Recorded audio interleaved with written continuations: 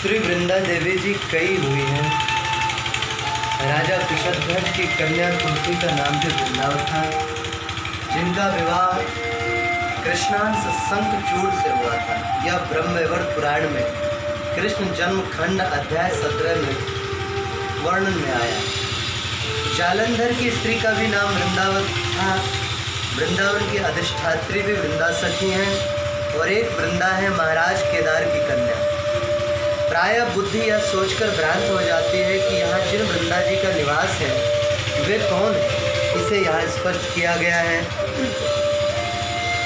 चरण पहाड़ी से थोड़ा आगे उत्तर दिशा में सुदूर से दिखने वाले उच्च तरुओं के मध्य जिन वृंदा देवी का रमणीक मनोरम स्थान है वे केदार कन्या वृंदा है।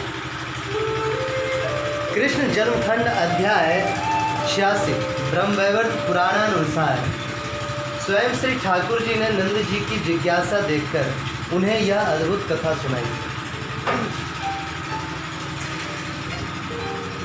आदि सृष्टि में ब्रह्मपुत्र स्वयंभू से उत्तानपाद और उनसे ध्रुव महाराज का जन्म हुआ।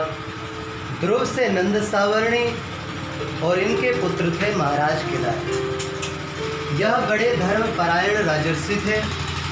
प्रतिदिन ब्रह्मभोज और गोदान किया करते एवं इंद्रिय निग्रह के साथ हर कर्म भगवत अर्पित ही करते। एक दिन स्वयं कमला लक्ष्मी जी कमल नैनी कन्या के रूप में इनके यज्ञ कुंड में प्रकट हुई एवं श्री कृष्ण को वर रूप में पाने के अभिष्ट से यमुना किनारे स्थित पुण्यमय वन में तप करने हेतु चली गई। जहाँ आपने तप किया, आपका वह तपोवन ही वृंदावन की संज्ञा से शोभित है। कुंड की तरफ दीर्घ काल तक किए गए उत्कट तप से प्रसन्न होकर ब्रह्मा जी ने वर भी दे दिया कि हे सुमुखी, कुछ काल बाद निश्चित ही तुम्हारा अभिष्ट सिद्ध होगा। तदंतर ब्रह्मा जी ने साक्षात धर्म को उनकी परीक्षा लेने के लिए भेजा। धर्म एक तरुण विप्र के रूप में वहां आए और तप संलग्ना वृंदा से प्रश्न किया।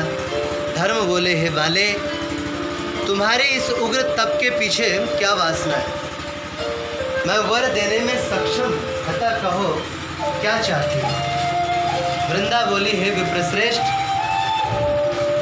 निखिल गुण निधान श्री कृष्ण चंद्र की अर्धांगिनी बनना ही मेरा स्वप्न है। धर्म बोले, किंतु हे कमल नयने, उन पूर्ण काम पुरुषोत्तम भगरा भक्तानुग्रह विग्रह को अपने पति के रूप में देखने में केवल रमा और शारदा ही सफल है, अन्य कोई भी नहीं। वैकुंठाधिपति की ये दो ही भार्या है, रमा शारदा, और गोलोक में जो गोपेश है उनकी भार्या श्री राधा रानी जी। श्री कृष्ण के दो रूप हैं, द्विभुज रूप से गोलोक में रहते हैं, चतुर्भुज रूप से वैकुंठ में रहते हैं।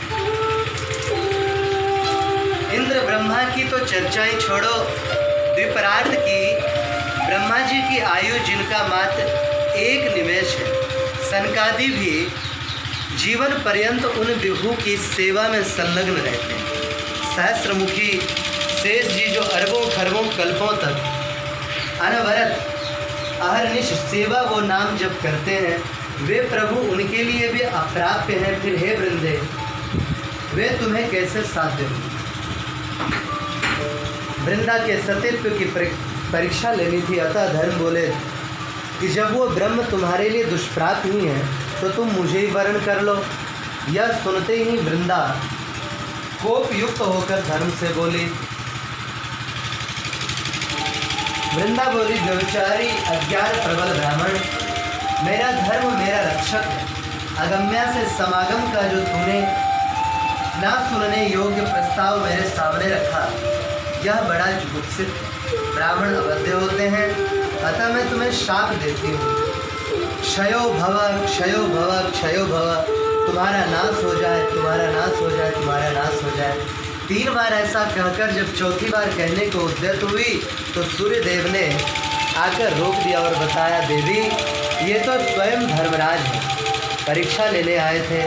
इनके नाश से सनातन धर्म रूप जीव का सर्वनाश हो जाए, अतः इन्हें जीवन दान दो।